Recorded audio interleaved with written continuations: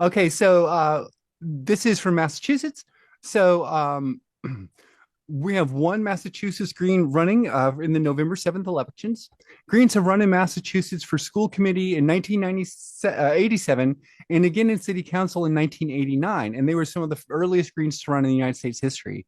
203 Green candidates have run in party history, the 11th most of any state.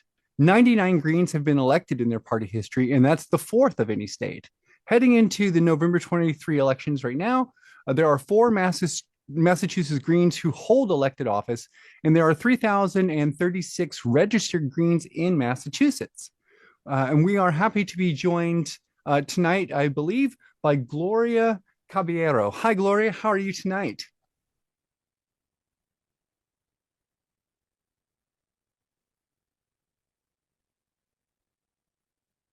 Oh my gosh. Excellent. So you've gotten the results already.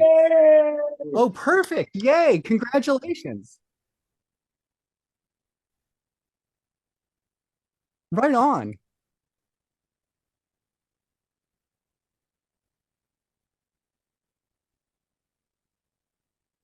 Important win for us because it's an office that intersects housing, infrastructure, quality of life, social justice. If we really want to see our schools here in Holyoke to thrive and really be part of a broader, right, dialogue of social justice and inclusion for all of us here in Holyoke. I am really excited and happy and ready to do this job, wholeheartedly. Yeah. Yeah, Thank you so that's amazing. yeah. I'm that's one like some of the great news tonight. I'm really happy we're doing live streams so we can get this kind of information. I know for a bunch of people it's awesome stuff. I wanted to do a little introduction of you before we got into that bit. So of course you're running, as you mentioned, for Holyoke Public Schools and for being on the school committee. And you mentioned it was like a very intersectional position, Yes. more than just like being on a school board per se. And Yes. so, like Gloria, of course, I'm going to talk about you a little bit first here. So, you have a PhD in Hispanic linguistics and literature, and you have a double major in Latin American, Caribbean, and Portuguese studies. Yes. You're on a second PhD in gender diversity, and you're majoring in autoethnography. I don't Yes. even know what that is, but that sounds extraordinarily interesting. And along with two master's degrees in Latin American studies and women's and gender studies, plus a Yes. BA in English language translation and interpretation. Yes. You've previously run for mayor of Holyoke and state auditor of the Commonwealth of Massachusetts. And I want to Yes. talk about both of those when we get a chance. Okay. And you're running, well, you run obviously, focusing on the impact of students by housing disasters, polluted water, poor quality of life, struggling families, and depression associated with returning to school after years of Zoom and COVID lockdowns and all the rest. And Yes. you, of course, are advocating for giving students a voice, and Yes. you are supporting teaching history, of course, from 1492 to the present. So critical Yes. race theory, which is obviously very important for Americans of all generations to understand very well. You want to eliminate standardized Yes. testing, I mean, because it doesn't prepare students for the future. I completely agree. It's a very strange, right? You test to the test, not Hmm. knowledge, which isn't great. And there's a lot more here. So I want to kind of bring up a bit. And so you also teach culturally oriented sustainable traits with internships and partnerships with Yes. businesses and colleges, and you Yes. support bilingual education, which is, I think, a great thing for most Americans. Yes. And with that is a very poor introduction to what you've just done. So thank you for being here with us tonight. I know you could be probably out at an election party right now celebrating your Yes, victory. I am right now here at Oh, Sports City Park. I'm gonna show you a little bit of the oh yeah, atmosphere. please. Just waiting for some music. Okay. Excellent. And more results. Okay. We already had some alcohol in our bodies for celebrating and for eating pernil and arroz con gandule. And I'm being so happy about this victory that is, as I was saying today, it's not my victory. It's a victory of people who really are committed to seeing a better city here in Holyoke. It's a victory for students, for their parents, and also a victory of common sense, someone who really brings, nuance to this position. It's not only the schools, it's everybody joining together, working collaboratively, regardless. This is not a party position. This is a community position. This is a union that we need to really glue the social fabric of our city of Holyoke that has been so divided for so many years and decades, I should say. So I would like to bring everybody on board. This is for our students and ultimately for our community and the society as, at large. Thank you so much for the opportunity. Thank you so much. I really appreciate it. Oh, you're more than welcome. So it's wonderful, wonderful, and congratulations. And it's so great to hear you and hear that message. That's very powerful. I'm just wondering if you could share a little bit, maybe with the viewers around the country, the Greens who are watching, what you think you did that helped you to win. I think you've obviously got a great personality and you have you can articulate a message really well. But what strategies do you think you did that maybe made the biggest difference for you? Yes, I ran before for mayor of the city. Then I ran to be the auditor of the state of Massachusetts. What made a difference, apart from all the work that we did, on the ground, door knocking, leaving information, talking to people, gathering up every of their, concerns, was the fact that being endorsed by neighbor to neighbor. They did also a lot of the work, leaving information, door knocking, and calling people. I was also endorsed by the Green Rainbow Party, the local one. Thank you so much. And the national one. Being able to use that outlet also put my name out there. And I was also endorsed by Holyoke Palante, Holyoke Moving Forward. It's a PAC organization that looks into, prospective, progressive candidates and supports them, door knocking and sending mailing lists out and, doing a lot of the work that me as a professor teaching will not have time enough to really cover those bases. I really did think that made a difference, and I definitely appreciated it so much. I saw it today, and it was really wonderful. Wonderful. Thank you so much. Thank you. Thank you. Now, did you have a campaign team helping you? But you had a treasurer, right? Yes. And did you have a campaign manager or a field organizer, or is this the team? Right here. This is the team. This is a campaign. But I have to say the campaign was also my neighbors, people who really trusted me and believed in my message and my mission, my vision. It was also the city councilors at large. It was the people who really put together, a lot of effort to really push this office through, push for all of us together, working together to move Holyoke, an underfunded city in Western Massachusetts, forward. It was a concerted effort, and that is what I think we all need.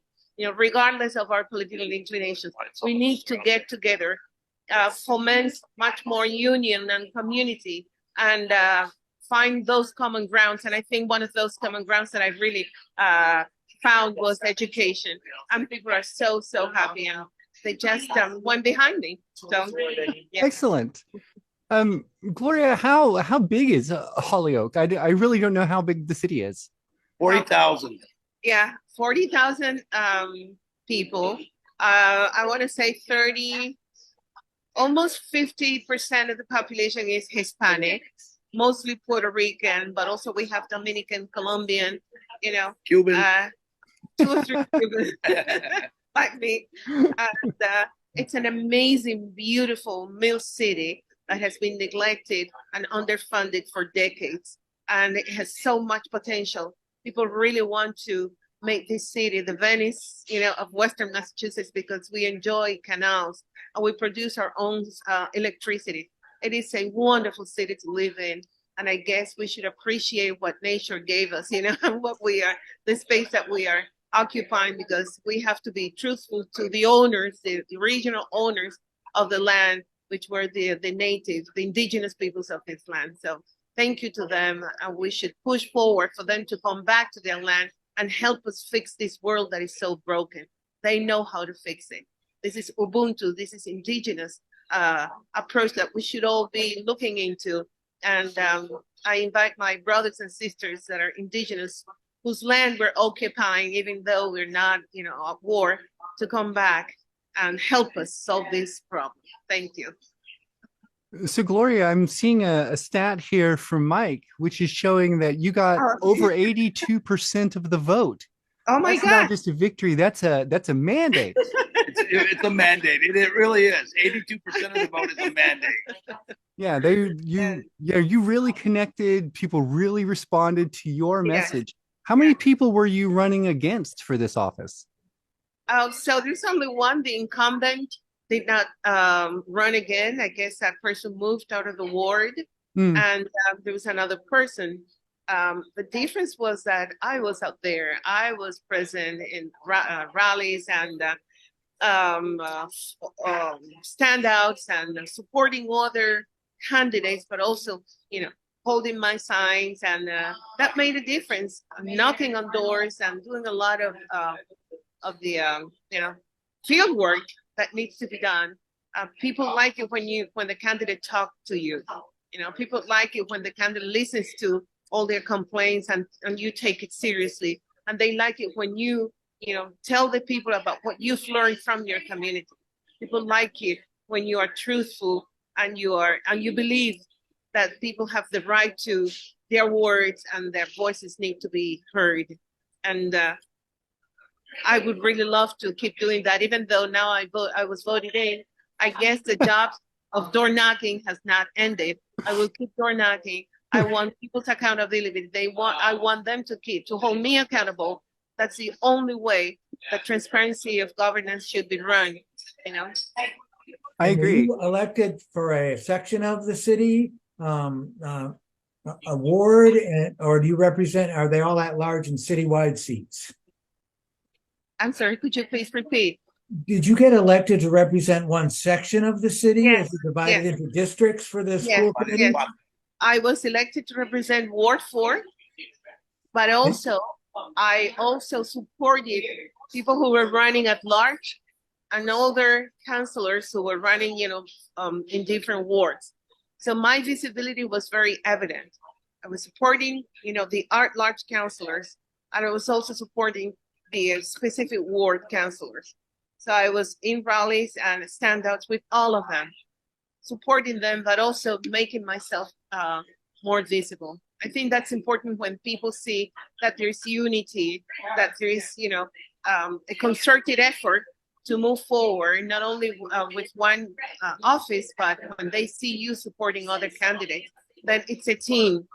And that teamwork, I guess, is what really was part of the fabric of this collective win, which was my office. Did most of your I may say something.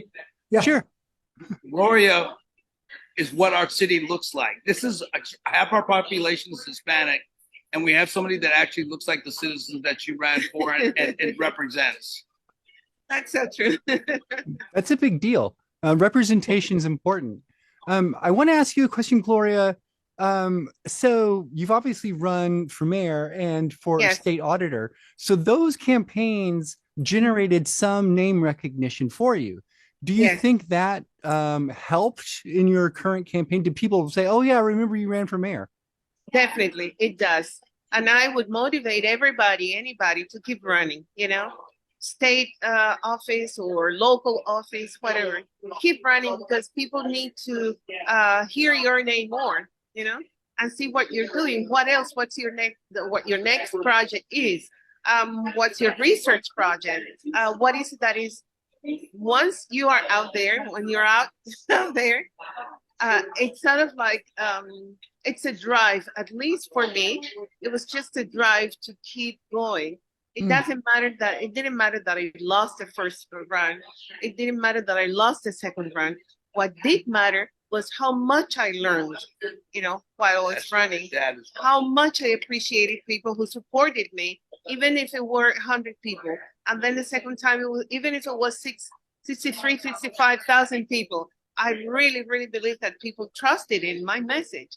And that gave me, strength to keep moving, forward. If this office didn't work out, I want to keep the same message running for another office, which I think that all of them intersect if we really want to do a social justice, approach or methodology to solving the problems in our communities and society at large. You see, even though I didn't have any experience running for state auditor, I did know that that office could be, could that I could bring more nuance into that office. You know, I knew that with my experience of being a professor and a researcher and someone who is a community organizer, someone who sits in numerous of board of directors, I could bring a lot into this to that position. And also because I am Cuban, because my country has lived over 60 years under, embargo, and we know that we could do a lot with so less resources. And we know that we need to ask the people, how are these offices doing? Are you being served?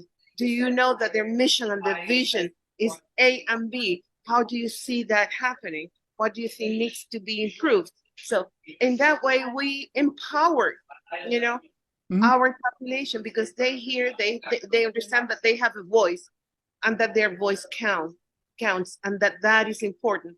That's how, from my point of view, democracy is built. We cannot build democracy from top down. That pyramidal thing needs to stop. We need to be, really, really investing ourselves into the people who really sustain the fabric of the community, which is the working class people, which are the students who are struggling, the mothers who are single parents, which are all these people who migrate here, and it's hard for them to really, really understand the system. These people come, there's so much wisdom and so much potential that the system that we as a society should start to value, and to really incorporate in our philosophy of life. So yes, that's how much I learned from Granny. I think it's been really interesting. Like every candidate, we've talked to 6 candidates so far tonight, and there's been 2 overwhelming messages that have come through with every candidate. Number 1, keep running, get your name out there. It doesn't matter if you lose the first time, just keep running, right? You have to build that. And number 2 is people are receptive to our message. Right? They will hear us when we go out there, knock on the door. They are like, wow, okay, great, that's awesome. And I think that is a really great message for people to hear. I know it can be discouraging to run like just on your own, and all the negative all the comments, but you got to stick to it, especially if it's a belief, if it's something you really are passionate about. I think every person who is standing for election tonight as a Green is a very passionate person who is willing to dedicate their time, energy, and effort to making our world a better place for all of us. Yes, I totally agree with you. And I thank you for saying that.